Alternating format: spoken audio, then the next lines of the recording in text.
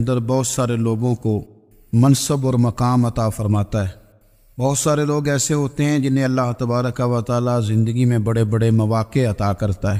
وہ چاہیں تو اس موقع سے اپنے ذاتی مفادات حاصل کریں اور چاہیں تو ان اچھے مواقع کو ملت کی، مذہب کی، قوم کی خدمت کے لیے وقف کر دیں۔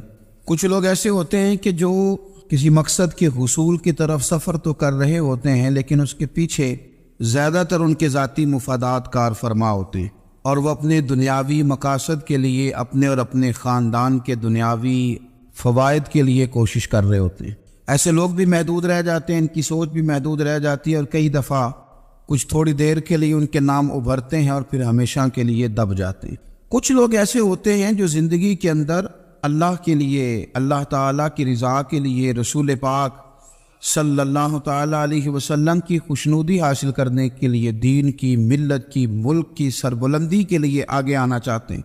میرا رب کریم قرآن مجید سورہ حج میں ارشاد فرماتا ہے کہ الذین ان مکناہم فی الارض، کچھ لوگ ایسے ہیں کہ اگر ہم انہیں زمین میں اقتدار دیں، زمین میں اگر ہم انہیں قابو دیں تو وہ کیا کریں گے؟ اقاموا الصلاۃ و آتوا الزکوٰۃ، وہ نماز قائم کریں گے، زکوٰۃ ادا کریں گے، وامروا بالمعروف، نیکی کا حکم دیں گے، ونہوا عن المنکر، اور لوگوں کو بری باتوں سے منع کریں گے۔ وہ دینی، فکری، اصلاحی انقلاب برپا کر دیں گے، نماز کو عام کریں گے، زکوٰۃ کو عام کریں گے، بھلائی کا حکم دیں گے اور برائی سے منع کریں گے۔ اللہ تبارک و تعالیٰ نے ان لوگوں کو جب اقتدار دیا، وہ کون لوگ تھے؟ سیدنا صدیق اکبر، حضرت فاروق اعظم، سیدنا عثمان غنی، حضرت مولا علی رضوان اللہ تعالیٰ علیہم اجمعین۔ اللہ نے جب ان لوگوں کو اقتدار دیا زمین کے اندر، اللہ تبارک و تعالیٰ نے انہیں نبی پاک علیہ الصلاۃ والسلام کی نیابت کے لیے چنا، تو ان لوگوں نے یہ انقلاب برپا کیا، نمازیں عام ہو گئیں، شوق سے لوگ صدقات و خیرات دینے لگے، بھلائی عام ہوئی، برائی کا کلا کما کیا گیا۔ ہمارے ہاں بھی لوگ احتساب کی باتیں کرتے ہیں، ہمارے ہاں بھی لوگ کہتے ہیں کہ میں رشوت خوری کو، کرپشن کو، ناجائز چیزوں کو ہمیشہ کے لیے جڑ سے اکھیڑ پھینکوں گا۔ لوگ دوسروں سے مطالبہ کرتے ہیں کہ یہ سارے کام جائز کریں، لیکن خود اس پر عمل کرنے کو تیار نہیں ہوتے۔ یاد رکھ لیں کہ یہ جو احتساب ہے یہ انسان کی اپنی ذات سے شروع ہوتا ہے۔ آپ جب نظام احتساب دنیا کے اندر مستحکم کرنا چاہتے ہیں تو اس میں پھر آپ کو اپنی ذات کو سامنے پیش کرنا پڑے گا۔ آج ہم بات کرنے جا رہے ہیں سیدنا فاروق اعظم رضی اللہ تعالیٰ عنہ۔ تو جناب عمر فاروق رضی اللہ تعالیٰ عنہ کا جو نظام احتساب ہے، انہوں نے اس کو گھر سے شروع کیا تھا، اپنے آپ سے اس کا آغاز فرمایا تھا۔ ہمارے ہاں یہ ہوتا ہے کہ جس بندے کے اکاؤنٹ میں اچھے خاصے پیسے ہیں، وہ بل جمع کرانے جائے تو اسے لائن میں نہیں لگنا پڑتا، مینیجر صاحب اسے آگے بلا لیتے، تو وہ بعد میں کیا کہہ رہا ہوتا ہے؟ کہتا ہے دیکھو اللہ نے کتنی عزت دی ہے، مجھے لائن میں نہیں لگنا پڑا۔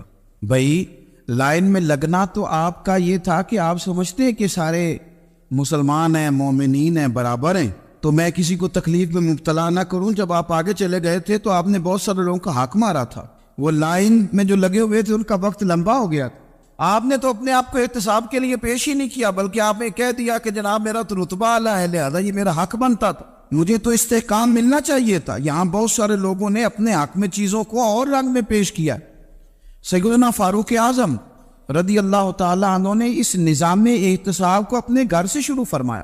حضرت عمر فاروق رضی اللہ تعالیٰ عنہ اپنے بچوں سے فرمایا کرتے تھے کہ جب میں حکم لوگوں کو کروں گا نا، اپنی رعایا کو، مسلمانوں کو میں کوئی حکم دوں گا تو تمہیں پہلے اس پر عمل کرنا پڑے گا۔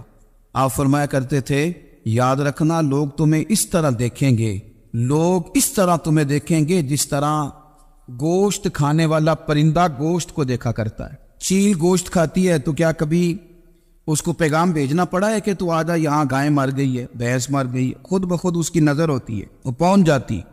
جناب عمر فرمانے لگے میرے گھر والوں، میرے بیٹوں، میری بیٹیوں، میری اہلیہ، لوگ تمہیں اس طرح دیکھیں گے جس طرح گوشت کھانے والے پرندے دیکھتے ہیں، لہذا میں جب کسی کو عمل کروں تو پہلے تمہیں اس پر عمل کرنا پڑے گا جب میں کسی کو حکم دوں۔ آپ فرمانے لگے یاد رکھنا اگر تم نے میرا حکم نہ مانا تو غیروں نے حکم نہ مانا تو انہیں ایک سزا ملے گی، اور اگر میرے گھر والوں نے نہ مانا تو ڈبل سزا ملے گی، تم پر ڈبل سختی کی جائے گی کہ تم نے میری بات کیوں نہیں مانی۔ یہ نظام احتساب ہے۔ ہم نہ دوسروں کے بچوں کا گلا کاٹ کے اپنے بچوں کی خوشیاں لینا چاہتے ہیں. ہم چاہتے ہیں کہ دوسروں کے بچوں کے حصوں کا مال میرے گھر میں آ جائے. آ جاتا ہے. کچھ لوگوں کی سیاست چل جاتی ہے, کچھ لوگوں کا فریب اور فراڈ کام کر جاتا ہے, لیکن وہ گھر روشن نہیں ہوتے. ان گھروں میں پیسہ ہوتا ہے پر قرار رخصت ہو جاتا ہے. ان گھروں میں آسانیاں اور وسعتیں تو آ جاتی ہیں لیکن ایک دوسرے کا احترام ختم ہو جاتا ہے. سیدنا فاروق اعظم رضی اللہ تعالیٰ عنہ کا یہ طریقہ تھا کہ وہ اپنے بچوں پر سختی کرتے. آپ ہمارے ملک میں یہ نظام ہے, موجودہ حکمران ہو یا ان سے پچھلے, بچے سب کے ملک سے باہر رہتے ہیں. یہاں رہتے ہیں تو محلات میں, باہر جاتے ہیں تو بڑی بڑی آسائشوں میں. ان کے بچوں کے لیے قانون بھی الگ سے ہیں, قاعدے بھی الگ سے ہیں, اور ہمارے ملک کے اندر تو ایک باقاعدہ پروٹوکول کا سسٹم ہے. اس سسٹم سے گزر کر بڑے بڑے لوگ چلنا پسند کرتے ہیں. ہمارے زمانے میں بھی کچھ چیزیں سرکاری ہوتی ہیں خالص, لیکن عجیب نظام ہے نا, ہر چیز کا کرایہ بڑھ جاتا ہے, سرکاری دکان کا نہیں بڑھتا. باقی دکانیں 5-6 سال کے لیے ملتی ہیں, سرکاری دکان پہ آپ قبضہ کرنا چاہیں تو پورے 100 سال کے لیے مل جاتی ہے. چونکہ یہ عام عوام کی پراپرٹی ہے تو اس کے ساتھ جو مرضی کو سلوک کرے. ایک سرکاری چراگاہ تھی جس کے اندر جانور چرا کرتے تھے. ہمارے یہاں بھی پنجاب میں کچھ جگہیں ہوتی ہیں تو ہم لوگ کہتے ہیں شام لاٹ ہے. سرکاری چراگاہ میں جانور چرا کرتے تھے. حضرت عمر فاروق رضی اللہ تعالیٰ عنہ کے صاحبزادے سیدنا عبداللہ ابن عمر رضی اللہ تعالیٰ عنہ نے بھی ایک اونٹ خرید لیا. تو سب لوگوں کے جانور سرکاری چراگاہ میں چرتے تھے, آپ نے بھی اپنا جانور وہاں چرنے کے لیے, کھانے پینے کے لیے چھوڑ دیا. وہ جب اونٹ آیا تو پتلا تھا, کچھ دنوں کے بعد وہ فربا ہو گیا, طاقتور ہو گیا, موٹا تازہ ہو گیا. حضرت سیدنا عبداللہ ابن عمر رضی اللہ تعالیٰ عنہ نے بیچا تو وہ ڈبل قیمت سے بھی زیادہ کا بکا, کیونکہ پہلے دبلا پتلا تھا, اب موٹا تازہ فربا ہو گیا. حضرت سیدنا فاروق اعظم رضی اللہ تعالیٰ عنہ کو پتہ چلا تو بلایا, فرمایا پتر اونٹ بیچ دیا ہے؟ ابا جی بیچ دیا ہے. فرمایا کتنے کا خریدا تھا؟ اتنے کا. بیچا کتنے کا؟ ڈبل قیمت بتائی. فرمایا اس طرح کر کے اصل رکھ لے اور جو اوپر ملی ہے مجھے دے دے. حضور آپ نے کیا کرنی ہے؟ فرمایا میں سرکاری خزانے میں جمع کروں گا. حضور کیوں؟ فرمایا اس لیے کہ تیرا اونٹ سرکاری جگہ پہ چرا کرتا تھا, وہ گھاس سرکاری جگہ سے کھاتا تھا. حضور سب کے کھاتے. عبداللہ ابن عمر کہنے لگے سب کے کھاتے ہیں. آپ فرمانے لگے تو سب میں شامل نہیں ہے, تو امیر المومنین کا بیٹا ہے, تجھے میں یہ حق نہیں دے سکتا, تیرے اوپر تھوڑی سختی زیادہ کی جائے گی, تجھے یہ حق نہیں ملے گا. تو اپنے اونٹ کو چونکہ سرکاری چراگاہ میں چرایا کرتا تھا, لہذا تجھے وہ جو اصل رقم یہاں جمع کرانی پڑے گی. ہمارے تو بچے پہلی بات تو یہ ہے کہ بات ہی نہیں سنتے. یہ سب کے بچوں کی بات کر رہا ہوں, ٹیچر کے بچے ہوں, سیٹھ کے بچے ہوں, پیر کے بچے ہوں, امام صاحب کے بچے ہوں, کسی کے بچے ہوں, پہلے تو سنتے نہیں. اور اللہ خیر کرے, اگر آپ کوئی سنانا چاہیں تو فوری طور پر وہ ہوم منسٹری کے پاس پہنچ جاتے, ان کی اماں ان کی وکیل بن جاتی, آپ کہہ ہی کچھ نہیں سکتے. حالات رخ بدل جاتے. اس کا نقصان یہ ہوتا ہے کہ ان کو تراشا نہیں جا سکتا, ان کو ہیرے نہیں بنایا جا سکتا. ان کے اوپر کچھ ایسی میل کچیل چڑھ جاتی ہے جو بڑی عجیب و غریب ہوتی. اور کچھ لوگ ایسے ہوتے ہیں جو خرابی کرنے میں بھی اپنا کردار ادا کرتے ہیں, خرابی کرنے میں, اور بڑے لوگوں سے منسلک ہونے کے لیے لوگ رستے تلاش کرتے ہیں. رستے, میں چونکہ چیزوں کا مطالعہ کرنے کا بڑا شوقین ہوں, تو میری والدہ داخل تھی کئی سال پہلے ہسپتال میں, تو مجھے اس ہسپتال میں کچھ دن رہنا پڑا. ایک پرائیویٹ ہاسپٹل تھا, تو اس میں انہوں جگہ جگہ لکھ کے لگایا تھا ملازمین کو بخشیش نہ دیں, ہم ان کو بڑی اچھی معقول تنخواہ دیتے ہیں, سیلری بڑی عمدہ ہے, تو لوگ بخشیش نہ دیں. میں نے جو مینجمنٹ کے لوگ تھے ہاسپٹل کی, ان میں سے ایک سے میں نے کہا کہ اگر کوئی بندہ اپنی خوشی سے دینا چاہے تو آپ نے بڑا موٹا لکھ کے لگایا برائے مہربانی ان کو بخشیش نہ دیں. اس نے بڑی قیمت, سادہ آدمی تھا پر میری بڑی اس نے مجھے بات بتائی, مجھے نفع ہوا. کہنے لگے مولوی صاحب جب کچھ امیر لوگ اسپتال میں مریض لے کے آتے ہیں تو وہ صفائی والے کو پہلے ہی 500 روپیہ دکھا لیتے ہیں آتے ہی, پھر وہ جیسی آواز دیتے ہیں صفائی والے فٹافٹ اندر آتے ہیں, ان کا کمرہ صاف کرتے ہیں. تو سارے تو بیچارے اتنے مالدار نہیں ہوتے کہ آتے ہی پہلے کام والے کو 500 دیں. پھر نقصان کیا ہوتا ہے کہ یہ جن کی ذمہ داری ہے بہت ساری ڈیوٹیاں کرنے کی, یہ ڈیوٹی نہیں کرتے. یہ پلٹ کے ان کے طرف دیکھتے ہیں جن کے گھر سے سالن صحیح آتا ہے, ادھر ان کی توجہ زیادہ ہو جاتی ہے, جو نوٹ ان کو زیادہ دکھاتے ہیں, جو پھل لے کے آتے ہیں تو آدھا ان کو دیتے ہیں. تو ہم یہ کہتے ہیں یہ کام ہی نہ کرو, یہ اپنی تنخواہ پہ کام کریں تاکہ ہر آنے والے کا درد سمجھیں, ہر ایک کو یکساں یہ سروسز فراہم کریں. تو ہم یہ کام کرتے ہیں. ہم ایم پی اے کے اور کسی سے ہمارا تعلق نہ بنے تو ہم جناب اس کے ڈرائیور سے ہی تعلق بنا لیتے ہیں. ہم وہ جو آپریٹ کرنے والا ہوتا ہے ٹیلی فون اسی سے بڑا تعلق بناتے ہیں, اس کو مٹھائی کا ڈبہ جلدی پہنچا دیتے. تو اسی طرح سے بڑے لوگوں کی اولادوں کو بگاڑا جاتا ہے. حضرت عاصم بن عمر رضی اللہ تعالیٰ عنہ, یہ سیدنا فاروق اعظم کے بیٹے تھے, مصر گئے تو لوگوں کو پتا چلا حضرت عمر کے بیٹے آئے. لوگوں نے تحفے دیے, بڑی بڑی چیزیں آپ کو دی, حضرت عمر کا بیٹا ہے, بڑے گفٹ دیے. تو صاحبزادے واپس آئے تو ان کے پاس بڑے تحائف تھے. سیدنا عمر فاروق رضی اللہ تعالیٰ عنہ نے دیکھا تو فرمایا ادھر لانا تحفے. کہا ابا جی لوگوں نے مجھے دیے ہیں. فرمایا تو نے کیوں بتایا تھا کہ میں امیر المومنین کا بیٹا ہوں؟ کہا حضور ان کو ویسے ہی پتا چل گیا. فرمانے لگے پتر یہ تحفے تمہیں اس لیے ملے ہیں کہ تم امیر کے بیٹے ہو, یہ تحفے تمہارا حق نہیں, چونکہ تمہیں اس کرسی کی وجہ سے ملے ہیں اور یہ کرسی مسلمانوں کی ہے, لہذا یہ حق بھی مسلمانوں کا ہی ہے. یہ لا سارے مال غنیمت میں جمع کیے جائیں. آپ اپنے گھر سے جب احتساب شروع کرتے ہیں, اپنے گھر سے, اور یہ یاد رکھیں یہ جو لوگ آتے ہیں آپ کے بچوں کو نوازنے کے لیے, یہ انہیں خراب کرتے ہیں, بگاڑ پیدا کرتے ہیں, یہ عجیب و غریب سی چیزوں میں مبتلا کر دیتے ہیں, بچوں کا نقصان ہوتا ہے. کل کلام پھر جو شاپر اچھا لے کے آئے پیر صاحب کے بچے ذرا اس سے پیار سے ملتے ہیں, نقصان ہو جاتا ہے. یہ دستے نگر ہو جاتے ہیں, یہ لوگوں کی طرف جیتے ہیں, دوسروں پہ ڈپینڈ کرنے لگتے ہیں. حضرت ابو موسیٰ اشعری رضی اللہ تعالیٰ عنہ نے پہلے تو ایک قلین بڑا سونا تھا, تو آپ نے حضرت عمر کے گھر بھیج دیا کہ چلو ان کے گھر میں ان کی اہلیہ بچھا لیں گی. کہیں سے تحفہ آیا. پھر وہ جس کمرے میں مال غنیمت اور خزانہ رکھا جاتا تھا اس کی صفائی کر رہے تھے تو ایک دینار مل گیا. تو وہ دینار بچے سارے جا رہے تھے تو ان میں سے حضرت عمر کے ایک بیٹے کو چھوٹے کو بلایا اور بلا کے کہا پتر یہ دینار لے لو. حضرت عمر نے دیکھا کہ بیٹے کے ہاتھ میں دینار بھی ہے اور گھر میں قالین بھی ہے. ایک موقع پہ وہ قالین گیا, ایک موقع پر بچے کو ایک دینار دیا. تو حضرت عمر اپنی اہلیہ سے پوچھنے لگے یہ کہاں سے آیا قالین؟ کہا جناب ابو موسیٰ اشعری رضی اللہ تعالیٰ عنہ نے بھیجا ہے. بیٹے سے پوچھا دینار کہاں سے آیا؟ کہا مجھے انہوں نے ہی دیا ہے. آپ نے وہ دینار بھی لیا اور قالین بھی لیا اور اس کو لپیٹا اور جناب ابو موسیٰ اشعری کو بلایا, اور اتنے سخت ناراض تھے, فرمانے لگے ابو موسیٰ اشعری سے کہنا میرے پاس پیدل آئے, گھوڑے پہ نہ آئے. اور جب آئے تھے حضرت ابو موسیٰ اشعری تو جناب عمر اتنے ناراض ہوئے کہ وہ قالین لپیٹ کر تو ان کے سر پہ مار دیا. فرمانے لگے پکڑو اپنا دینار, تمہیں پورے مدینے میں میرے بیٹے کے علاوہ کوئی اور نہیں ملے گا جسے تم خراب کر سکو. میرا پتر ہی ملا تھا بگاڑنے کی, کس نے اجازت دی تم میرے بیٹے کو دینار دو؟ کیوں لائے تم میرے گھر میں قالین؟ حضرت عمر فاروق رضی اللہ تعالیٰ عنہ فرمانے لگے میں زمین پہ سونے کا عادی ہوں, زمین چٹیل بھی ہو تو رب کا بندہ بن کے سوتا ہوں تو اللہ مجھے آرام اور سکون کی نیند عطا فرما دیتا ہے. مجھے تمہارے مخملوں کی اور قالینوں کی ضرورت نہیں ہے. احتساب یہاں سے شروع ہوتا ہے بھائی. یا ہم نہ اپنے گھر میں بیٹھ کے مایوس باتیں کرتے ہیں, اور فلانے کے بچے کہاں پہنچ گئے, فلانے کے بعد بڑا پیسہ آ گیا, میں کچے مکان میں رہوں, میں یہ کروں, دیکھو مجھے نہیں سہولی. یہ تو آپ مایوسی والی باتیں کر رہے ہیں, یہ تو آپ کمزور باتیں کر رہے ہیں. یہ تو اس طرح کی باتیں تو ہارے ہوئے لوگ کرتے ہیں. اس طرح کا لب و لہجہ تو ان لوگوں کا ہوتا ہے جو احساس کمتری کا شکار ہوتے ہیں. یہ آپ نے کس طرح کا لب و لہجہ, اور اپنے بچوں کو آپ بھکاری بنا رہے ہیں تاکہ دوسروں کو دیکھ کے تو مایوس ہو جائے. اٹھ باندھ کمر کیوں ڈرتا ہے, پھر دیکھو خدا کیا کرتا ہے.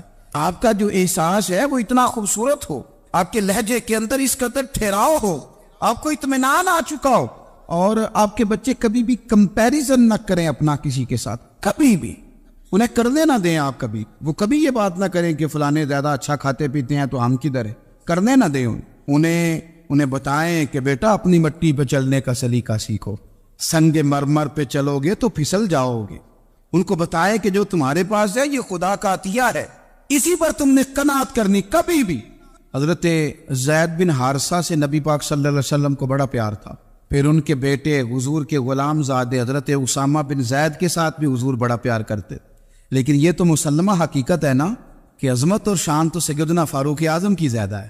امت کا اتفاق ہے کہ نبیوں کے بعد سب سے بڑا درجہ جناب صدیق اکبر کا, اور پھر اللہ نے مقام عطا کیا حضرت فاروق اعظم کو. یہ بڑے لوگ تھے. ایک دفعہ مال تقسیم ہو رہا تھا تو حضرت عمر رضی اللہ تعالیٰ عنہ نے نا حضرت اسامہ بن زید کو 4000 دینار دیے اور اپنے بیٹے عبداللہ ابن عمر کو 3000 دینار دیے. تو حضرت عبداللہ ابن عمر گھر جا کے کہنے لگے ابا جی اسامہ میں وہ کون سی خوبی ہے جو میرے اندر نہیں, اور اسامہ کے باپ میں وہ کون سی خوبی ہے جو آپ کے اندر نہیں. تو حضرت عمر کی عاجزی دیکھیے, حالانکہ بال اتفاق دنیا جانتی ہے کہ جناب عمر فاروق رضی اللہ تعالیٰ عنہ افضل ہیں، پھر بھی پتہ اپنے بیٹے سے کیا کہتے ہیں؟ فرماتے ہیں او سن یار، وہ خدمت گزار ہیں نبی پاک کے، وہ بھی حضور کے گھر میں ڈیوٹی کرتے، نوکری کرتے، اور ان کے بیٹے بھی حضور کی نوکری کرتے، یہ خدمت گزار ہیں۔ فرمانے لگے اگر تو نے پوچھ لیا تو سن، پھر میری تو رائے یہ ہے کہ تیرے سے زیادہ اسامہ بن زید حضور کی نظر میں پیارے، اور اسامہ کا باپ تیرے باپ سے زیادہ نبی پاک کا پیارا ہے۔ کوئی کمپیریزن کرنے نہیں دیا، بچوں کو کسی ایسی جگہ کھڑے ہونے نہیں دیا۔ فرمایا یہ وجہ ہے، یہ انداز ہے کہ تو زیادہ پیارا ہے۔ حضرت عمر فاروق رضی اللہ تعالیٰ عنہ پسند نہیں کرتے تھے، ذرا برابر بھی پسند نہیں کرتے تھے کہ کوئی شخص اور مال آتا تو اپنے رشتہ داروں کو نوازنے سے بچتے۔ مال غنیمت آتا ہے نا، ہمارے یہاں تو اللہ خیر کرے جب کوئی بندہ کونسلر بنتا ہے، چیئرمین بنتا ہے، تو ٹھیکہ کس کو دیتا ہے؟ کوئی چلو بھتیجا مل جائے، کوئی بانجا مل جائے، کوئی چھوٹا بھائی، اسے بھی کام مل جاتا ہے ساتھ۔ نوازنے پہ لوگ آتے ہیں تو وہ تلاش کرتے ہیں کہ کہاں کو میرا ہے، وہ ٹینڈر ہی ان کے نام کے پاس ہوتے ہیں جن کی طرف ذرا نظر کرم زیادہ ہوتی۔ حضرت عمر فاروق مال تقسیم کر رہے تھے تو بیٹی آگے کہنے لگی ابا جی رشتہ داروں کا بھی حق ہوتا ہے، آپ سب کو دیتے ہیں، آپ کے اپنے آپ کے قریب ہی نہیں آتے۔ تو حضرت عمر فاروق نے کیا لفظ کہے، کیا حقیقت ہے، کیا حسن ہے۔ فرمانے لگے پتر یہ مال تیرے باپ کا نہیں، مسلمانوں کا ہے، جب تیرے باپ کا ذاتی مال ہوگا تو اپنے رشتہ داروں کو دے گا، یہ مسلمانوں کا مال ہے، یہ اسی حساب سے تقسیم ہوگا جو عدل کا حساب ہے، جو ترازو ٹھیک ہے۔ فرمایا تو مجھے یہ مشورہ نہ دے، یہ مسلمانوں کا مال۔ یہاں سے نظام احتساب شروع ہوتا ہے، یہاں سے انسان آگے بڑھتا ہے، اور پھر کوئی تکلف نہیں کسی پر حضرت عمر کا، کوئی چھوٹا ہے یا بڑا ہے۔ حضرت ابو سفیان رضی اللہ تعالیٰ عنہ سردار رہ چکے ہیں مکے کے، بڑے آدمی، لیکن نظام احتساب میں کوئی چھوٹا بڑا نہیں ہوتا۔ حضرت عمر فاروق مکہ مکرمہ گئے تو لوگوں نے کہا حضور جناب ابو سفیان نے نا گلی میں پتھر رکھے اور بہت سارے لوگوں کو رستوں میں تکلیف ہو رہی ہے، تو حضرت ابو سفیان رضی اللہ تعالیٰ عنہ سے بھی لوگ کہہ دیتے تو وہ بھی اٹھا دیتے، لیکن لوگوں نے چونکہ وہ سردار تھے، بڑے تھے، تو لوگوں نے ان سے کہا نہیں۔ حضرت عمر جب آئے تو کہا تو جناب عمر نے پرواہ نہیں کی، خود آئے جناب ابو سفیان سے کہا یہ پتھر آپ نے رکھے؟ کہا حضور ہاں۔ فرمایا یہ بھی اٹھائیے، یہ بھی اٹھائیے، یہ بھی اٹھائیے۔ جب وہ اٹھا رہے تھے تو حضرت عمر کہہ رہے تھے شکر نہیں اللہ کا کہ عمر کہہ رہے ہیں اور ابو سفیان مانتے جا رہے ہیں، شکر نہیں۔ یہ نظام احتساب ہے کہ بڑا ہو یا چھوٹا ہو، اس کو یہ حق حاصل نہیں ہے کہ مسلمانوں کو وہ کسی تکلیف میں کسی بھی صورت میں مبتلا کرے، کہیں بھی کسی جگہ بھی، اس کو یہ والی اجازت نہیں۔ حضرت سیدنا عمر فاروق رضی اللہ تعالیٰ عنہ۔ پھر ایک اور بات تھی، میں کئی دفعہ یہ بات کہتا ہوں اور مجھے ذاتی طور پر اس کا بڑا تجربہ ہے، کچھ لوگ نا خوشامد پسند ہو جاتے، بڑی عمدہ تعریف کرتے ہیں، اوئے ہوئے ہو پول باندھتے ہیں پورے، آپ کے پاس آئیں گے تو کہیں گے جناب آپ سے زیادہ اچھا بندہ ہی کوئی نہیں، تو وہ نا آپ سے کام نکلواتے ہیں۔ پھر وہ کسی دوسرے کے پاس جاتے ہیں تو اسی طرح کا رویہ وہ دوسروں کے ساتھ کرتے۔ یہ عام لوگوں میں بھی مرض ہوتا ہے، عام لوگوں میں۔ اور بادشاہ وہ بندہ اگر، پھر تو اس کا دل کرتا ہے میں اگر بادشاہ سلامت ہوں تو دو چار بندے دیہڑی پہ رکھ لوں پر میری تعریف ضرور کریں۔ پابندی ہوتی ہے، لوگ یہ کام بڑے شوق سے کرتے ہیں۔ اور شیخ سعدی فرمایا کرتے تھے لکڑی کو گھن کھا جاتی ہے اور بڑے لوگوں کو خوشامد کھا جاتی ہے خوشامد۔ حضرت عمر فاروق رضی اللہ تعالیٰ عنہ اس معاملے میں بھی بڑے مضبوط تھے۔ ویسے مجھے اور آپ کو اچھا کون لگتا ہے؟ ہماری غلطیاں بتانے والا؟ ہمارے ایسا فرمایا کرتے تھے اپنے دشمنوں کی باتوں پر بھی غور رکھو، تمہارے دشمن تمہیں نکھار دیتے ہیں، تمہارے اندر جو کوتاہیاں ہوتی ہیں وہ تمہیں پتہ چل جاتی ہیں کہ یہاں میری اصلاح ہو رہی، ان پر غور کرو وہ کیا کہتے ہیں۔ حضرت عمر فاروق کی تعریف کی ایک بندے نے، کمال تعریف کی، اس کا خیال تھا کہ رزلٹ بڑا شاندار آئے گا، بادشاہ کی تعریف ہوتی تھی تو پھر تھیلی جاتی تھی اشرفیوں کی، کمال رزلٹ آئے گا۔ تو حضرت عمر جب وہ پوری کر چکا نا بات تو فرمانے لگے تو خود بھی ہلاک ہوا اور مجھے بھی ہلاک ہی کر دیا ہے، خود بھی تباہ ہوا ہے مجھے بھی تباہ کر دیا، کس طرح کی باتیں کر رہے۔ ایک بندہ اور آیا اور اس نے آ کے کہا کہ پوری امت میں سب سے افضل ہے فاروق اعظم آپ ہی ہیں۔ حضرت عمر فاروق فرمانے لگے تجھے تیری ماں روئے، ابو بکر تجھ سے بھی افضل تھے، تیرے باپ سے بھی افضل تھے، اور صدیق اکبر مجھ سے بھی افضل ہے اور میرے باپ سے بھی افضل ہے۔ یہ تو کس طرح کی بات کر رہا ہے؟ یہاں ہر شے ہضم نہیں ہو جاتی، فوری طور پہ لوگ ڈکار بھی پورا نہیں لیتے۔ قرآن مجید نے کہا فَلَا تُزَكُّوا أَنفُسَكُمْ هُوَ أَعْلَمُ بِمَنِ اتَّقَىٰ، اپنے منہ سے نہ کہو میں پاک صاف ہوں، اللہ زیادہ بہتر جانتا ہے کہ تم میں سے پرہیزگار کون ہے۔ اپنے منہ سے تعریفیں کرتے کراتے ہو، یہ مزاج چھوڑ دے۔ حضرت عمر رضی اللہ تعالیٰ عنہ پسند نہیں کرتے۔ ایک آدمی نہ چلتا تھا وہاں تو بڑا متکبرانہ چال کے ساتھ چلتا، حضرت عمر نے دیکھا، یہاں تک احتساب فرماتے، زمین پہ زور زور سے پیر پٹکتا، چال بڑی اس کی متکبرانہ، لوگ بڑے پریشان ہوتے۔ حضرت عمر نے ایک دن سمجھایا، باز نہیں آیا، اگلے دن پہ درہ نکال لیا، لگائے 4 درے، فرمایا آج کے بعد نہ چلنا اس طرح مدینے میں پیر پٹک پٹک کے۔ اس وقت تو اسے غصہ لگا، لیکن کچھ دیر کے بعد نا جب غصہ اترا تو حضرت عمر کے پاس آیا، کہنے لگا حضور اللہ آپ کا بھلا کرے، آپ نے درے نہیں مارے، آپ نے تو شیطان بھگا دیا جو میرے ساتھ چمٹا ہوا تھا، چمٹا ہوا شیطان آپ نے مجھ سے بھگا دیا ہے۔ یاد رکھیں مسند امام احمد بن حنبل میں حدیث ہے، اللہ کے پیارے رسول صلی اللہ علیہ وسلم فرماتے ہیں جو دنیا میں متکبرانہ چال کے ساتھ چلتا ہے نا، قیامت کے دن وہ اللہ سے اس حال میں ملے گا کہ رب اس سے ناراض ہوگا۔ متکبرانہ چال سے نہیں چلیں گے۔ تو حضرت فاروق اعظم رضی اللہ تعالیٰ عنہ کا یہ طریقہ تھا کہ آپ خیال کرتے، اور پتہ کس طرح کا آپ کا مزاج تھا، فرماتے تھے تقسیم کرو، دوسروں کا بھی خیال رکھو۔ جس طرح بندہ دیوانہ وار نہیں لوگوں کا خیال رکھتا کہ بندہ بگڑے کوئی نہ، دیوانہ وار۔ کچھ لوگ تبلیغ کرتے ہیں رسمی، اور کچھ لوگ ایسے ہوتے ہیں جو لوگوں کی اصلاح میں دیوانے ہو جاتے، ان کی خواہش ہوتی ہے یہاں بھی بندہ ٹھیک ہو جائے، یہاں بھی بندہ ٹھیک ہو جائے، یہاں بھی بندہ ٹھیک۔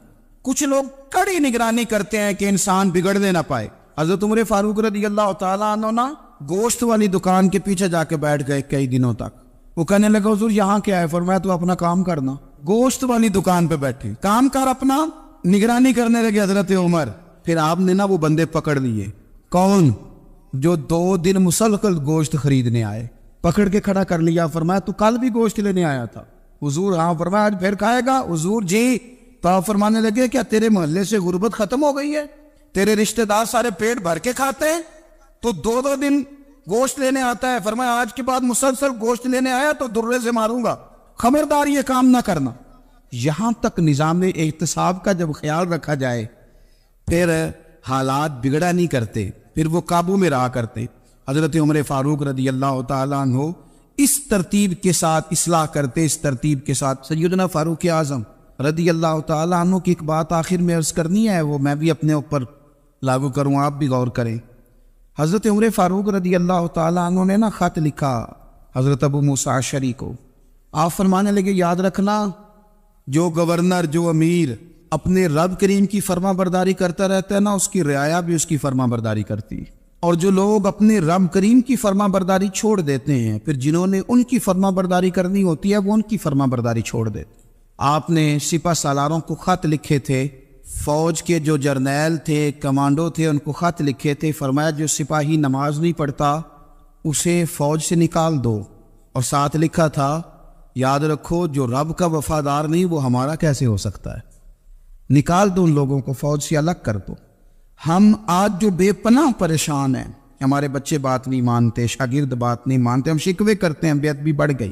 ادب کے ساتھ میں گزارش کروں گا بڑوں کی بارگاہوں میں، جو میری طرح کے بڑے بنے ہوئے ہیں، بزرگوں سے نہیں بات کرتا، ان سے میں کہوں گا کہ ہمیں ایک دفعہ اپنے اوپر بھی تو غور کر لینا چاہیے، کہیں ایسا تو نہیں ہے کہ ہم جب تک اللہ تعالیٰ کے فرما بردار تھے، جب تک ہم تقوی کے معیار پر تھے، ہماری بات ماننے والے ہماری بات مان رہے تھے، کہیں ایسا تو نہیں کہ ہم اس معیار سے ہل گئے ہیں تو اب جو ہمارے فرما بردار تھے وہاں سے ہل گئے۔ حضرت عمر رضی اللہ تعالیٰ عنہ فرمایا کرتے تھے کہ لوگوں کو عجب میں مبتلا نہیں ہونا چاہیے، خود پسندی کا جو ماحول ہوتا ہے اس سے لوگوں کو ہمیشہ نکلنا چاہیے۔ حضرت عمر کے ایک صاحبزادے نے کنگھی کر لی، اچھا لباس پہن لیا تو درہ مارا جناب عمر نے، تو آپ کی بیٹی کہنے لگی ابا یہ تو بالکل جائز ہے، اچھے کپڑے پہننا، اچھا لباس پہننا اور سر میں کنگھی کر لینا، اس پر درہ کیوں مار دیا؟ تو آپ فرمانے لگے بیٹا یہ خود پسندی میں مبتلا ہونے لگا تھا، یہ اپنے آپ کو بہت بھلا سمجھنے لگا تھا، اس کا خیال تھا کہ میں ہی ہوں، میرے علاوہ کوئی نہیں، یہ اس مقام پہ جا رہا تھا جہاں اس کی تربیت رک جاتی، اس لیے درہ مارا ہے۔ ایک دفعہ حکومتی معاملات کے اندر آپ کی اہلیہ نے مشورہ دینا چاہا، بڑے کام بیویاں نہیں کرتی، بڑے بڑے معاملات میں مداخلت نہیں کرتی۔ ہمارے بر صغیر میں وہ بادشاہ نہیں گزرا کہ جو فیصلہ کرتا تھا تو کرسی پہ بیٹھ جاتا تھا اور پردے کے پیچھے اس کی بیوی بیٹھ جاتی تھی، اور جب وہ فیصلہ سنانے لگتا تو یوں گردن پیچھے کرتا اور اہلیہ جو کہتی وہ فیصلہ سنا دیتا۔ لیکن ایک دفعہ خاتون نے ایک آدمی کو حضرت عمر نے معزول کیا تو آپ کی اہلیہ نے، اس آدمی کی اہلیہ حضرت عمر کی اہلیہ سے ملی ہوگی، تو خاتون نے ذرا سفارش کرنی چاہیے، تو جناب عمر فاروق رضی اللہ تعالیٰ عنہ کے ہاتھ میں عصا تھا، ڈنڈا تھا، 2-3 دفعہ زمین پہ مارا، فرمایا تمہیں کس نے اجازت دی ہے حکومتی معاملات میں مشورہ دینے کی؟ یہ مشورہ مولا علی دیں گے یا عثمان غنی دیں گے؟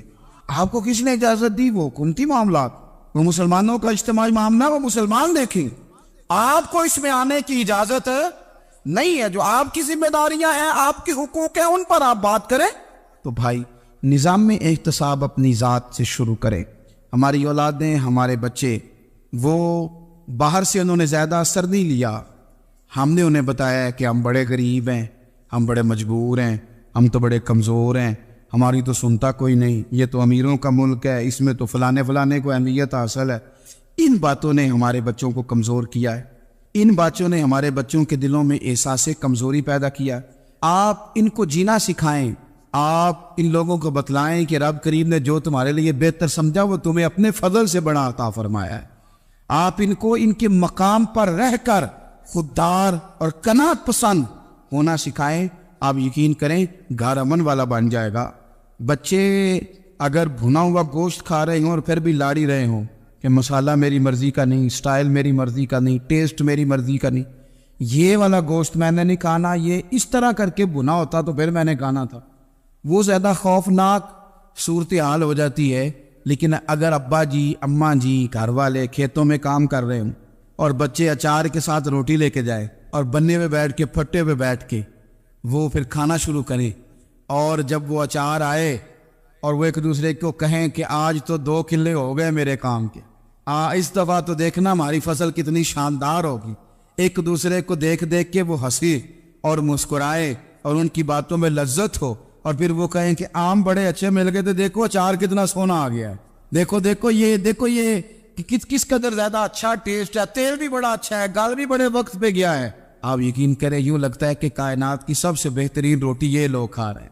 یہ سوچ حضرت عمر نے ہمیں دی ہے۔ حضرت عمر کا بیٹا مصر گیا، وہاں سے کمائی کر کے لایا، تجارت کرنے گیا، لاکھوں کا مال۔ کون سا باپ ہے دنیا میں جس کا بیٹا باہر سے پیسے لے کے آئے تو ابا تفصیل پوچھے کہ بیٹا کہاں سے کمائے، کہاں سے لایا، کتنے ملے، کیوں آئے؟ کون سا باپ تفصیل پوچھتا ہے؟ ابا تو کہتا لا صحیح، اور تعریفیں کرتا ہے میرا بیٹا بڑی کمائی کرتا ہے۔ کبھی پوچھا ہے اس سے کہ ڈیوٹی صحیح دیتا ہے کہ نہیں؟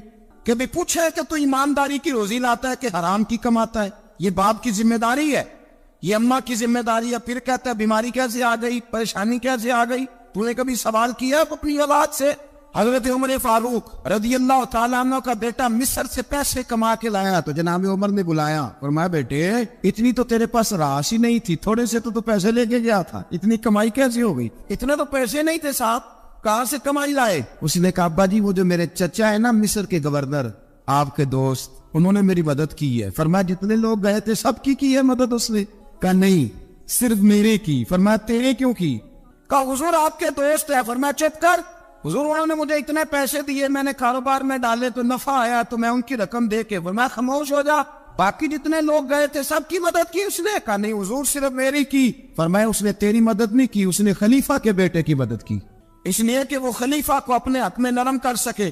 فرمایا آدھا مال تیرا ہے، آدھا مال غنیمت کا ہے، مال خزانہ کا ہے، مسلمانوں کا ہے، اس لیے کہ تو جو وہاں سے مال کما کے لایا ہے وہ اپنے باپ کے خلیفہ ہونے کی وجہ سے کما کے لایا ہے، لہذا رکھ ادھر۔ یا کہتے ہیں کدھر سے آیا، کیسے آیا، کون سا حساب دے، کیا کرے؟ او بھائی حضرت عمر رضی اللہ تعالیٰ عنہ کا اپنی اولاد کے بارے میں یہ رنگ ہے۔ ایک جنگ سے نا خوشبو آئی، خوشبو بڑی مہنگی ہوتی تھی، عرب میں خوشبو آج بھی بڑی مہنگی ہے، وہ زیادہ استعمال کرتے۔ میری باتوں کی سمجھ آ رہی ہے میرے بھائی میں؟ بڑی مہنگی خوشبو تھی۔ جب وہ خوشبو آئی تو حضرت عمر نے کہا، گھر میں پہلے پہنچی حضرت عمر کے، چونکہ زیادہ عورتیں استعمال کرتی تھی گھر کے اندر خوشبو، مرد بھی لگاتے۔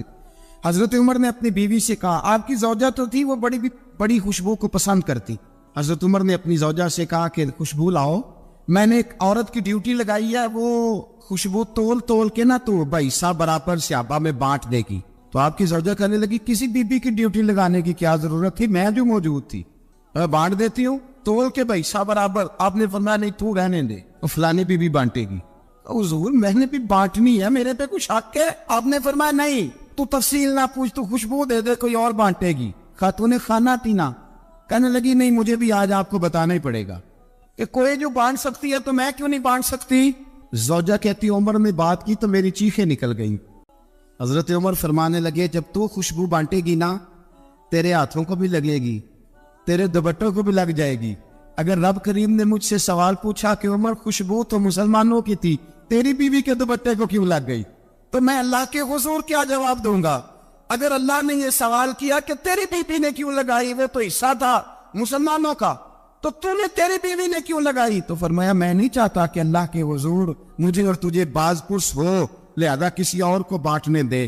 زوجہ روئی اور تڑپ کے کہنے لگی عمر مجھے لگتا ہے صبح قیامت بھی تیری بیوی ہونے کی وجہ سے اللہ مجھے جنت عطا فرما دے گا، تیری زوجہ ہونے کی برکت سے۔ بھائی یہ معیار رکھا، خدا کی قسم ایسا شخص تاریخ میں دوبارہ نہیں آیا۔ اتنا بڑا آدمی، اتنا بڑا شخص، اتنا بڑا آدمی، اور پھر رنگ یہ ہے کہ عمر 22 لاکھ مربع میل کا حکمران، اور کھجور کے درخت کے نیچے مٹی کا ڈیلا لے کے سو گئے ہیں، پرواہ کوئی نہیں، کوئی مسئلہ ہی نہیں۔ 2 غلام ساتھ بیٹھے، ایک روٹی حضرت عمر نے گھر سے منگوائی، تھوڑا سا سرکہ، تو غلام کہنے لگے ہم نے بھی کھانی ہے۔ فرمایا کوئی حرج نہیں، روٹی کوئی پیٹ بھر کے کھانا ضروری تو نہیں، 3 حصوں میں بانٹ لیتے۔ ایک آدمی آیا ہوا تھا مصر کا رہنے والا ملنے کے لیے، اس نے پوچھا عمر کدھر ہے؟ تو کہا وہ ادھر جاؤ مسجد میں بیٹھے ہوں گے، اور واپس آیا تو کہنے لگا وہاں تو 3 غلام بیٹھے، ایک روٹی بانٹ کے کھا رہے ہیں، لگتا ہے کئی دنوں سے روٹی نہیں ملی۔ کہا 3 غلام تو کوئی نہیں، وہاں 2 ہی تھے، تیسرے تو امیر المومنین تھے۔ اس نے کہا نہیں 3 غلام ہیں، کپڑے بھی ایک طرح کے پہنے ہوئے، بلکہ 2 کے تو پھر صحیح ہے، تیسرے کے تو زیادہ مارے ہیں، کپڑے بھی ایک طرح کے، کھانا پینا بھی ایک طرح کا، اور ان کا نشست برخاست بھی ایک طرح کی ہے، لہذا کوئی فرق نہیں۔ حضرت ابو ہریرہ کہتے ہیں میں لے کے آیا، اور جناب عمر کو جب میں نے کچی زمین میں تامت سمیٹ بیٹھے دیکھا تو میں رو پڑا۔ میں نے اس مصر سے آنے والے کو کہا تو اس کے جلوے دیکھ، اگر اس کی ذات میں اتنا حسن ہے تو محمد عربی کا مقام کیا ہوگا؟ مقام غور۔ 10 محرم کو لوگ دیگے پکائیں گے نا، ہم بھی پکائیں گے انشاءاللہ، یہاں بھی پروگرام ہوگا۔ تو 10 محرم کو جو دیگ پکنی ہے تو ایسا نہیں ہو سکتا کہ 1 محرم کو حضرت عمر کے نام کی بھی کوئی پک جائے۔ اگر امام حسن حسین کے نام کی دیگیں پکے تو جو امام حسن حسین کے سے پیار کرنے والے ہیں، جو امام حسن حسین سے، ہم لوگوں نے بھی عجیب رٹا اپنایا ہے نا، ہم لوگ بات کا ایک پہلو دیکھتے ہیں دوسرا نہیں دیکھتے۔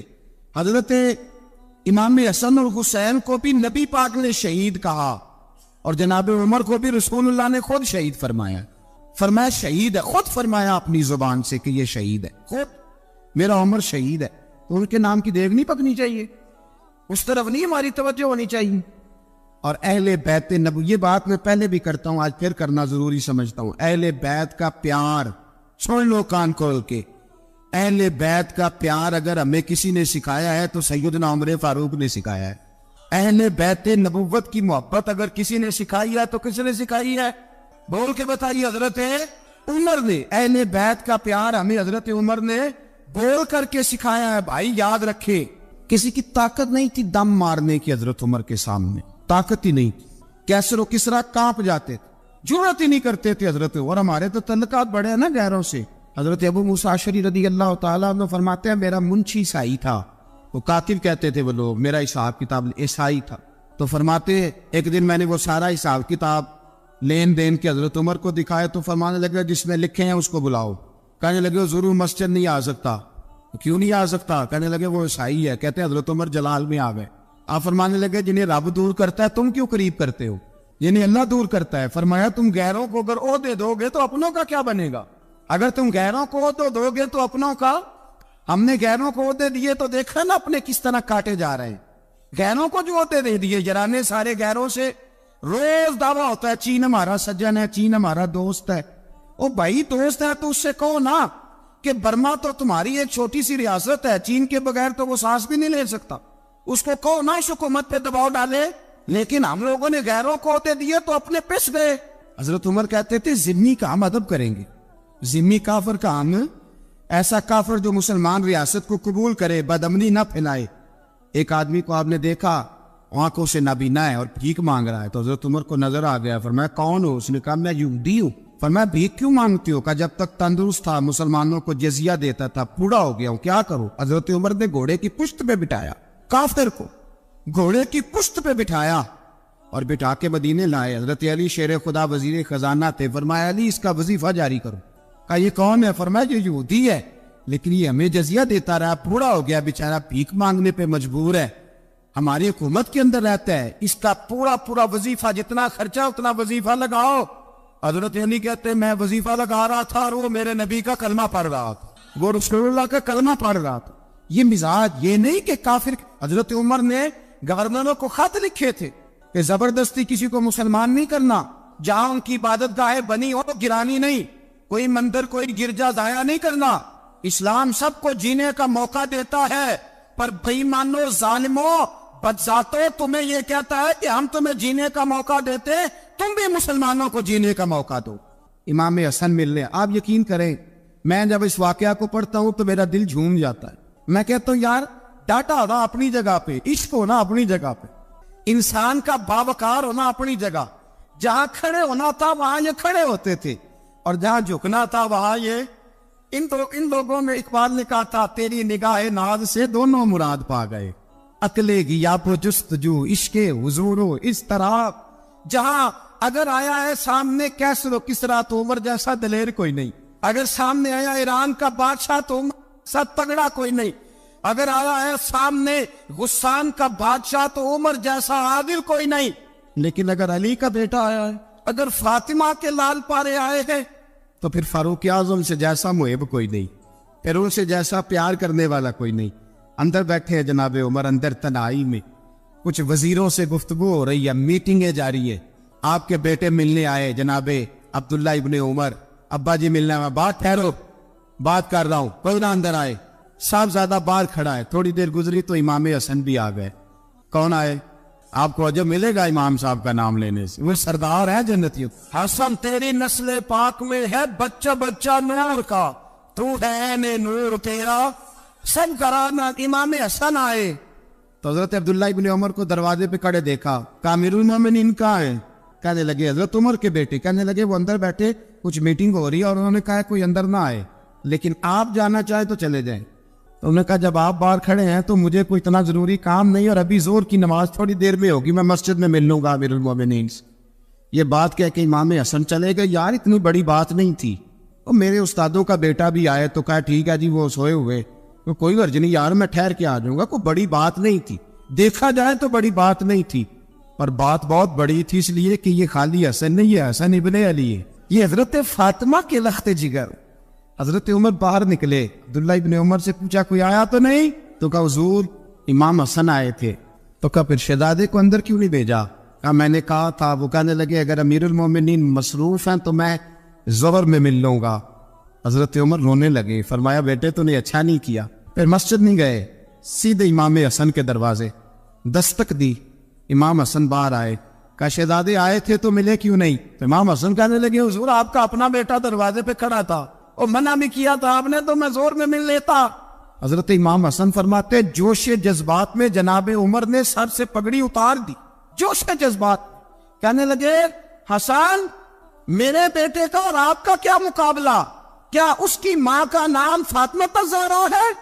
کیا اس کی نانی کا نام خدیجہ کبریٰ ہے؟ کیا اس کے نانے کا نام محمد مصطفیٰ ہے؟ آپ کا اور اس کا کیا مقابلہ؟ پھر رو پڑے اور کہنے لگے بیٹے میں مکے کے صحراؤں میں اونٹ چرایا کرتا تھا, یہ جو میرے سر پر عزت کے بال ہیں یہ تیرے نانے کے اگائے ہوئے.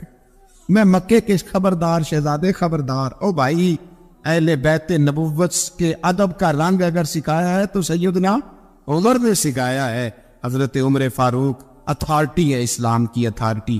یکم محرم حضرت عمر کی شہادت ہے. یہودی بول اٹھا, کافر بول اٹھا. اگر 6 مہینے عمر دنیا میں اور رہتے تو دنیا میں کوئی کافر موجود نہ ہوتا. 6 مہینے. اور جب اس بطل جلیل کا جنازہ اٹھا, اللہ بخاری پڑھیے نا, اللہ مرزقنا شہادت فی سبیلک, اللہ بسترے کی موت نہ دینا, شہادت کی دینا. عمر شہید ہوئے, مسجد نبوی میں نماز پڑھاتے, اور جب جنازہ اٹھا تو مدینے کا پھر پیچھے جو دلیر بچے وہ مولا علی تھے. جناب عمر کا جنازہ اٹھا تو سب سے پہلی آئے جو نکلی وہ حضرت علی کی زبان سے نکلی, اور حضرت ساری داڑھی افسوس سے بھر گئی. لوگوں نے کہا کہ علی کیا ہوا؟ فرمانے لگے تم دیکھ نہیں رہے جنازہ کس کا اٹھا ہے؟ پلٹ کے دیکھو تو صحیح، پتہ نہیں ہے کون گیا ہے۔ کہ حضور کیا ہوا؟ آپ فرمانے لگے عمر اس طرح کے کام کر کے گیا ہے، اب ان کے رستوں پہ کون چلے گا؟ کون اس کے جگر راہ وفا میں نقش ایسے چھوڑ آیا ہوں، میں جس منزل سے گزرا ہوں وہ اب تک یاد کرتی ہے۔ حضرت علی حضرت عمر کے جنازے پہ کھڑے ہو کے کہتے ہیں اللہ مجھے اس طرح کے عمل کرنے کی توفیق دے جس طرح کے عمر کر کے گیا۔ میرے بھائی قتل عزیز، قتل حریت، حضرت عمر رضی اللہ تعالیٰ عنہ جو اپنی زندگی انقلاب والی گزار کے گئے۔ عمر جب دنیا سے گئے تو 80 دینار کا قرضہ تھا، 22 لاکھ مربع میل کا حکمران، اور اپنے بیٹے سے کہنے لگے بیٹے کوشش کرنا تیرے خاندان والے مل کے میرا قرضہ اتار دے، میری قبر پہ بوجھ نہ رہے، اور اگر خاندان والے مدد نہ کریں تو میرے دوستوں سے بات کرنا، وہ مدد نہ کرے تو پھر علی سے بات کرنا۔ ان کا پیار آپس میں اتنا، اور تو اختلاف ثابت کر رہا۔ 80 دینار کا قرضہ چھوڑ کر حضرت عمر دنیا سے گئے، اور جاتی دفعہ کہہ گئے میرے بعد میرے بچوں کو حکومت کے مشورے میں بھی شامل نہ کرنا، حکومت کے مشورے میں بھی میری اولاد شامل نہ ہو۔ اتنا بڑا شخص اتنا بڑا رنگ دے کے یکم محرم کو جب عمر فاروق کا وصال ہوا تو بیٹے سے کہنے لگی اماں عائشہ سے جا کے کہو میرا بھی نبی پاک کے روزے میں دفن ہونے کو دل کرتا ہے۔ ایک قبر کی جگہ ہے اماں جی نے اپنے لیے رکھی ہے، بخاری یا بخاری۔ حضرت عائشہ کے پاس صاحبزادے گئے، کہنے لگے اماں جی عمر کو زخم لگ گیا ہے، حالت بڑی پریشانی والی ہے۔ وہ کہتے ہیں اگر اماں اجازت دے۔ سید عائشہ رو پڑی، فرمانے لگی کہ اپنی قبر کی جگہ تو نہیں نہ کسی کو دیتا، پر عمر نے کمال ہی بڑا کیا، اسے کہو جاؤ گنبد خضرا میں قیامت تک جو مصطفیٰ پہ اور ابو بکر پہ سلام پڑے گا وہ تجھ پہ بھی سلام پڑھ کے جائے، جاؤ میں نے جگہ دی۔ حضرت عمر فاروق رضی اللہ تعالیٰ عنہ مدینے کی گلی سے گزر رہے ہیں، امیر المومنین ہے، مدینے کی گلی سے گزر رہے ہیں، ایک گھر کے اندر سے بچیوں کے رونے کی آواز آئی، بچیاں رو رہی ہیں، اور بچی اپنی ماں سے کیا کہتی ہے؟ کہتی اماں ابو بکر تو اب انتقال کر گئے، حضرت عمر کا پہلے دن ہے خلافت کا، اب ہمارا کیا بنے گا؟ ابو بکر تو وصال کر گئے۔ حضرت عمر فاروق رضی اللہ تعالیٰ عنہ نے رونے کی آواز سنی، دروازے پہ دستک دی، کہا بیٹو کیا بات ہے؟ تو بچیاں کہنے لگی عمر ہمارے ابا جی ہماری 10-15 بکریاں ہیں، تو ہمارے والد صاحب ان کا دودھ دھو کے بیچا کرتے تھے، گزارا ہو جاتا تھا۔ جس دن ابا جی فوت ہوئے تو اس دن سے لے کر ابو بکر صدیق روز عصر کے بعد آیا کرتے تھے، ہماری بکریوں کا دودھ دھو کے دیتے تھے، کچھ ہم پیتی تھی کچھ بیچ لیتی تھی، گزارا چلتا تھا۔ جس دن ابو بکر صدیق خلیفہ بنے تو ہم نے جا کے کہا ابو بکر اب کون دودھ دھوئے گا؟ تو سیدنا صدیق اکبر رضی اللہ تعالیٰ عنہ نے فرمایا بیٹے پہلے تو میں مرضی سے خدمت کرتا تھا، اب تو مصطفیٰ کی امت کی نوکری میری ڈیوٹی بن گئی ہے، تو میں آؤں گا۔ بچیاں رو رہی ہیں، حضرت عمر کو بتاتی ہے، کہتی ہیں ابو بکر چلے گئے ہیں تو ہم پریشان ہیں، یتیم ہیں، لاوارث ہیں، بھائی کوئی نہیں، کون آئے گا، کون دیکھ بھال کرے گا؟ حضرت عمر فاروق گھٹنوں کے بل زمین پہ بیٹھ گئے، ان چھوٹی چھوٹی بچیوں کو سینے سے لگایا، فرمانے لگے میں ابو بکر کا کیا کروں، میرے لیے رستے بڑے مشکل کر گیا ہے، میں اس کے کس بادشاہ وقت ہو کے وہ غریبوں کے گھروں میں آ کے ان کی بکریوں کا دودھ بھی دھوتا تھا، امیر المومنین ہو کے یہ رنگ بھی تھا۔ اور میں بیٹیوں فکر نہ کرنا، جب تک عمر زندہ رہے گا عمر آتا رہے گا، یہ نوکری کرتا رہے گا۔ کوئی دن بیتے تو حضرت عمر فاروق کو یاد آیا مدینے میں ایک بوڑھی اماں بھی رہتی ہے جس کا کوئی گھر کا کام کرنے والا نہیں، اور جس بی بی کا کوئی بال بچہ نہیں، اور آنکھوں سے بھی وہ نابینی ہے۔ حضرت ابو بکر صدیق رات کے سناٹے میں جایا کرتے تھے، اس کے گھر میں جھاڑو دیتے تھے، یہ بادشاہ ہے، اس کی فقیری کا رنگ دیکھو، اس کو کنویں سے پانی بھر کے لا کے دیتے تھے۔ اور یہ لفظ آپ سنیں گے تو حیران ہو جائیں گے، اس بوڑھی اماں کے لیے نا ایک کونے میں گھر میں دور بار سیل میں ایک جگہ کھود دی تھی جہاں وہ بی بی پخانہ اور پیشاب کرتی تھی۔ امیر المومنین حضرت ابو بکر صدیق رات کو جاتے تھے اور اس کا وہ پخانہ وہاں سے اٹھا کے باہر پھینک کے آیا کرتے تھے۔ اس عورت نے پیغام بھیجا کہ عمر سے کہو میری بھی ڈیوٹیاں تو نہیں سر انجام دینی ہے۔ عمر فاروق ساری رات کام کرتے، سناٹا گہرا ہوتا، جھاڑو دبایا ہے بغل میں، اور عمر فاروق نکلے ہوئے اس بی بی کے گھر میں جھاڑو دیا جا رہا ہے۔ حضرت انس بن مالک فرماتے میں نے آخری عمر میں بھی اس بوڑھے عمر کو دیکھا ہے، اس بڑھاپے میں بھی میں نے اس شخص کو دیکھا ہے کہ جب وجود کمزور ہو گیا، داڑھی سفید ہو گئی، لیکن پھر بھی اس کا انداز نہیں بدلا۔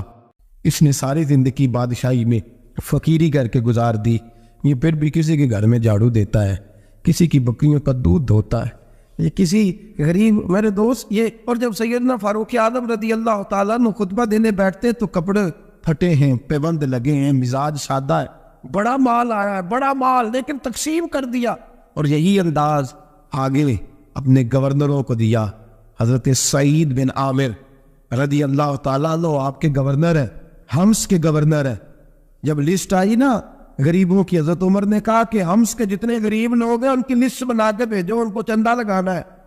تو 17ویں 18ویں نمبر پر حضرت سعید بن عامر کا نام بھی آ گیا، گورنر صاحب کا۔ تو حضرت عمر نے سوچا شاید کوئی اور سعید بن عامر ہے، فرمانے لگے یہ کون ہے جس کی ڈیوٹی لگائی تھی؟ اس سے کہنے لگے یہ سعید کون ہے؟ تو کہا حضرت جی ہمارے صوبے کا گورنر۔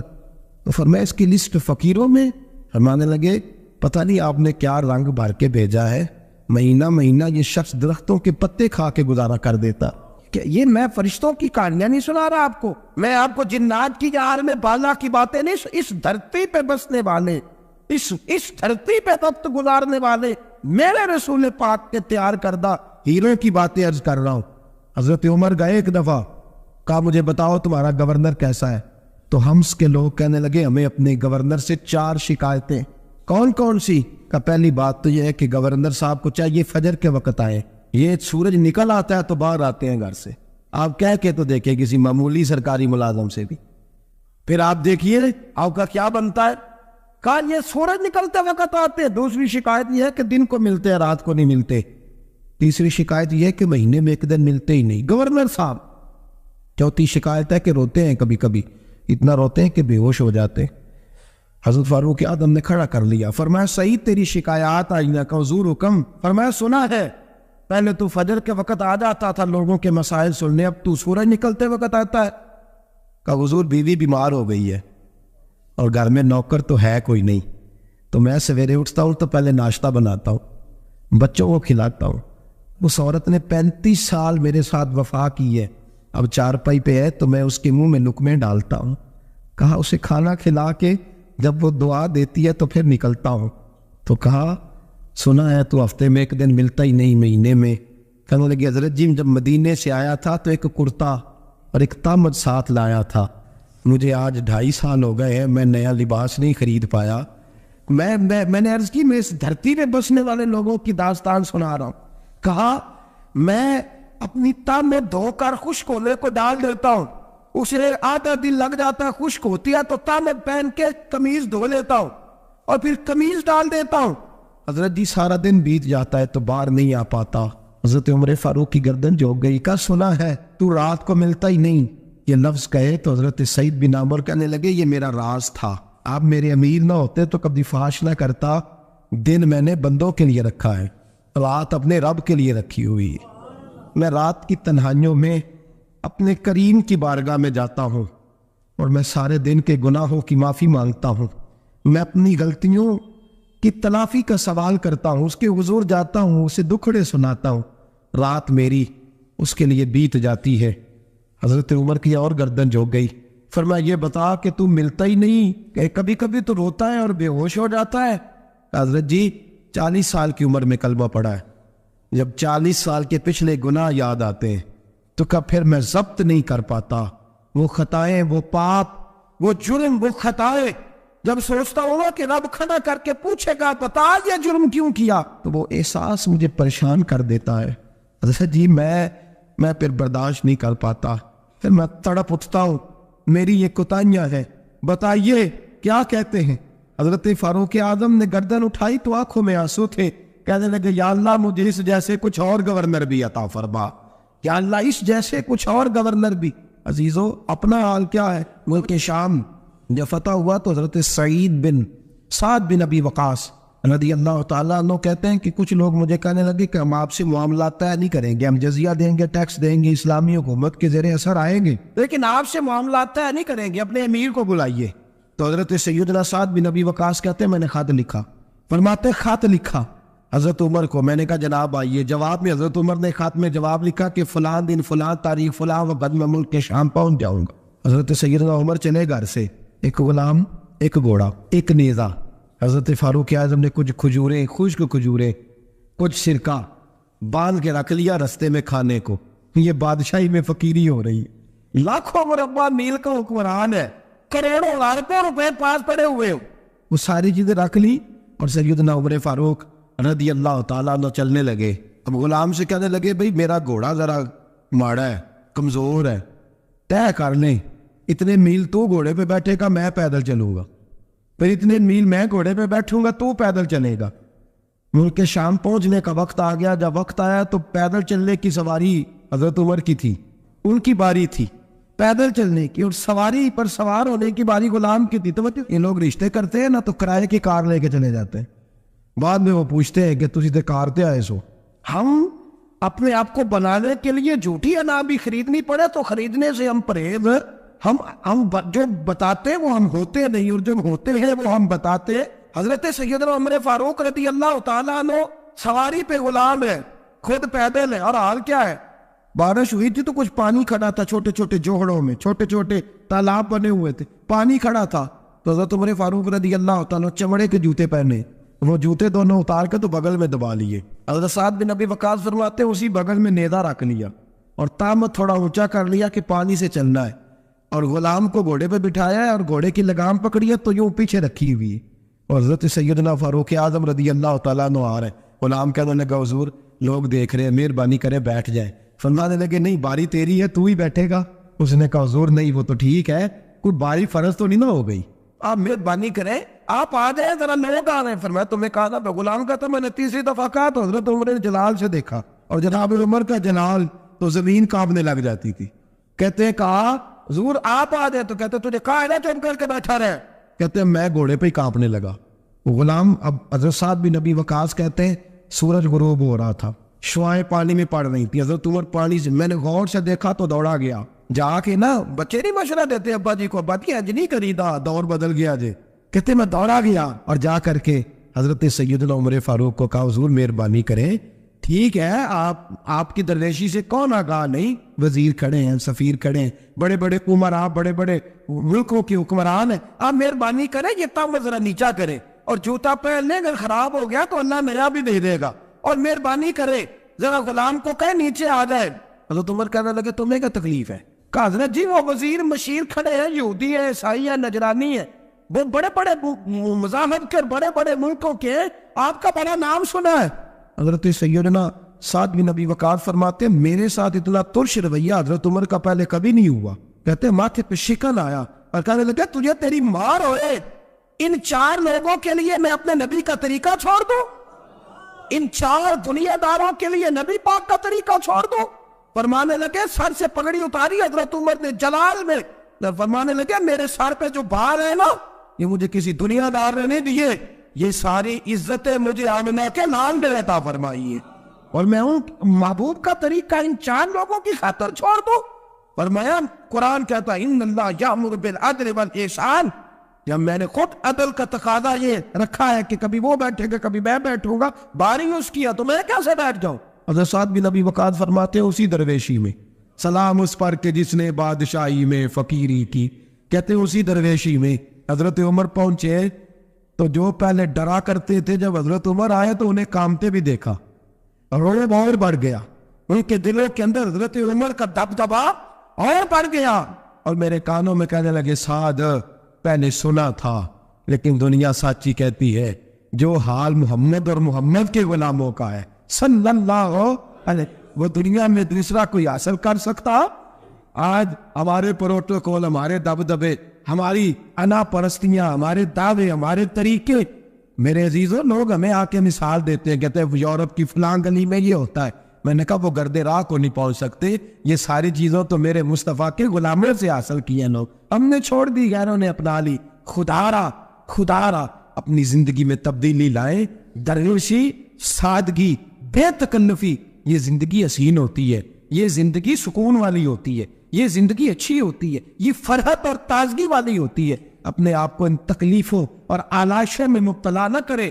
اگر اللہ مال دے، عزت دے، دولت دے، اللہ تعالیٰ نفاست عطا کرے تو پھر اپنے آپ کو سادہ کریں، آزاد کریں، کھلی ہوئی کتاب بنا کے اپنے آپ کو رکھیں۔ مجھے ایک بچہ کہنے لگا حضرت جی جب بھی آتے ہیں آپ کہیں بیٹھے مل جاتے ہیں، ہم کسی کو لا کے کہتے ہیں جناب حضرت جی بڑے مصروف ہیں اور آپ یہاں آگ تاپ رہے ہیں جلا کے، مہربانی فرمائیں۔ میں نے کہا یار 2-4 دن تو بن سور کے بیٹھنا بندے کے لیے آسان ہوتا ہے، سارا دن ملمہ سازی کر کے رکھنا اتنا آسان کام ہو تو ویسے بھی بندہ جو ہو وہ نظر آئے تو اس کے لیے زیادہ بہتر ہوتا ہے، جو ہو وہ دکھائی دے، وہ زندگی آسان ہو جاتی ہے، بہتر ہو جاتی ہے۔ اور ویسے بھی جو کھلی ہوئی کتاب ہوتی ہے اس میں لوگ مشکوک نہیں ہوتے، جو بندی ہوئی ہوتی ہے نا اس میں لوگوں کو خبر نہیں ہوتی کہ نہ جانے یہ کیا معاملہ ہے۔ میرے عزیزو، اپنے آپ کو بے تکلف بنائے۔ بے تکلف سے مراد یہ نہیں کہ جیسے بے تکلفی ہم نے ایک غلط چیز کا نام بے تکلفی رکھ دیا ہے کہ جو آدمی بات پہ ٹھٹھا کرے، بات میں مذاق کرے، وہ بے تکلف ہوتا ہے۔ یہ تو بے تکلفی اسلام اس کو پسند ہی نہیں۔ بے تکلفی سے مراد یہ ہے کہ جھوٹی انا نہیں بنائے، جھوٹے معاملات اپنے گرد نہیں اوڑے۔ اپنی اگر اللہ آپ کو بہت زیادہ مال و دولت دیتا ہے تو جتنا وہ مولانا رومی کہتے ہیں جتنا ٹہنی پہ پھل زیادہ لگتا ہے نا اتنی وہ ٹہنی جھک جاتی ہے، جو اکڑی ہوتی ہے سمجھو وہ خالی ہوتی ہے۔ اگر آپ پھلدار ہیں تو پھر آپ کو جھکے، پھر آپ کو با اخلاق ہونا چاہیے، با محبت ہونا چاہیے، پیار والا ہونا چاہیے۔ زندگی میں اس چیز کو ضرور اپنائیے۔ بڑے لوگ وہی ہوتے ہیں ان کا کردار بڑا ہوتا ہے، بڑے وہی ہوتے ہیں جن کی بات بڑی ہوتی ہے، کوئی باتوں سے اور پروٹوکول سے کبھی بڑا نہیں ہوتا، ہمیشہ مدحت خیر الانام میں گزرے، دعا ہے یوں اور درود و سلام میں گزرے۔ آخر دعویٰ الحمدللہ۔